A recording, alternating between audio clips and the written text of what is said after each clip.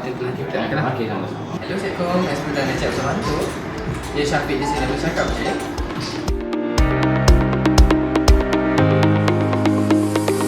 Selamat datang ke Pusat Kawalan Ekspres Perdana. Jantung operasi pengangkutan darat yang memastikan perjalanan anda selamat, lancar dan tepat pada masanya. Tindakan pantas adalah penting. Dengan sistem yang telah kami perbaharui, pasukan kami dapat memberi respons dengan segera.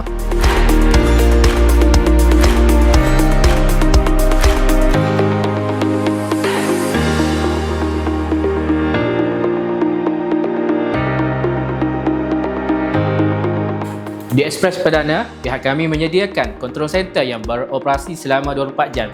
Hal ini bagi memastikan perkhidmatan yang kami sediakan sentiasa berada di tahap yang cemerlang. Kontrol center juga sentiasa menyemak GPS setiap bas. Hal ini bagi memastikan pemandu sentiasa mematuhi had kelajuan yang telah ditetapkan, iaitu 90 km per jam. Objektif unit kami memperkemas dan memantapkan pengurusan aduan berpusat syarikat, memastikan setiap aduan dikendalikan mengikut prosedur yang telah ditetapkan, memastikan setiap aduan yang diterima melalui pelbagai sumber direkod dan diberi maklum balas. Hari tu saya ada tinggal bahagian benar. Lepas tu saya terus call Pusat Kawalan Ekspres Perdana. Alhamdulillah, respon saya cepat, laju and staff pun jawab baik je.